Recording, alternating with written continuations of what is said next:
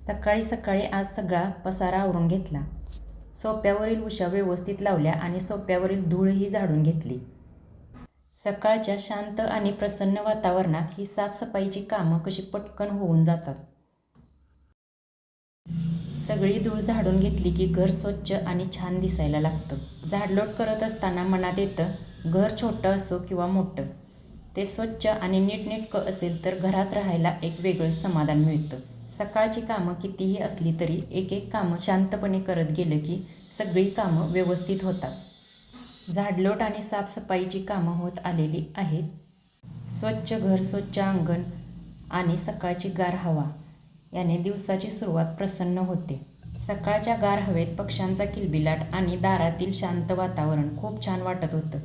आता तुळशीला पाणी घालत असताना मनामध्ये एकच भावना असते, आपल्या घरामध्ये सुख, समाधान आणि सकारात्मक वातावरण राहावं.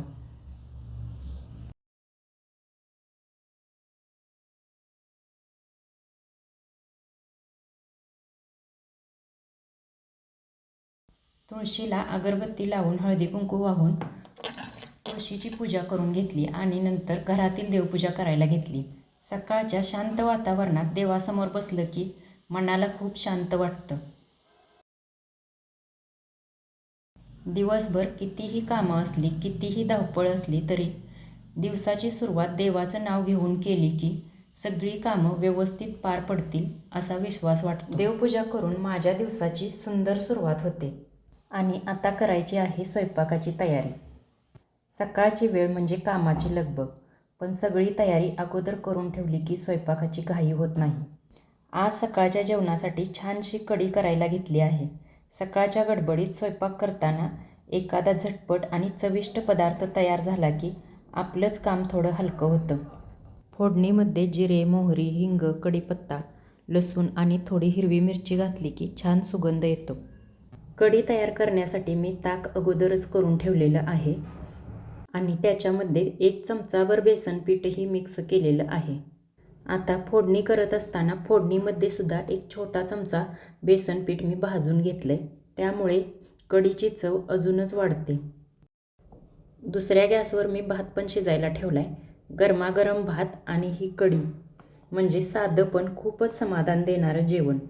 आता ही कढी तयार झालेली आहे. मीठ घालायचं राहिलं होतं म्हणून मी मीठ घातले आणि आता एक छानशी उकळी काढून घ्यायची. कढीला उकळी आलेली आहे आणि आता मिक्स भाजीची आमटी आणि चपाती पण करायची आहे.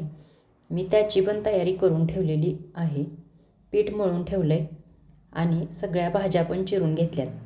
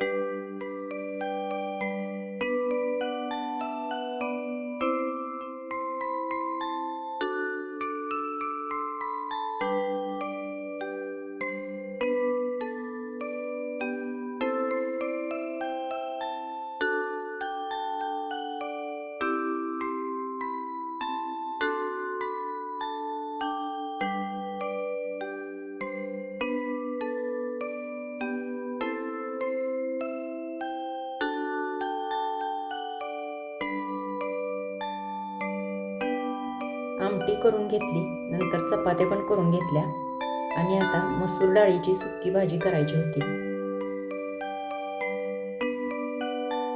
आमटी शिजून तयार झाली. आता मसूर डाळ सुक्की करायची आहे. त्यासाठी तेलामध्ये कांदा भाजून घेतला. कांदा भाजून झाल्यानंतर त्याच्यामध्ये हळद पावडर आणि लाल तिखट घातले. मसुरीची डाळ मी अगोदरच भिजत ठेवली होती आणि आता ही डाळ त्याच्यामध्ये घालून एक 5 मिनिटं शिजवून घ्यायची. पटकन ही भाजी तयार होते.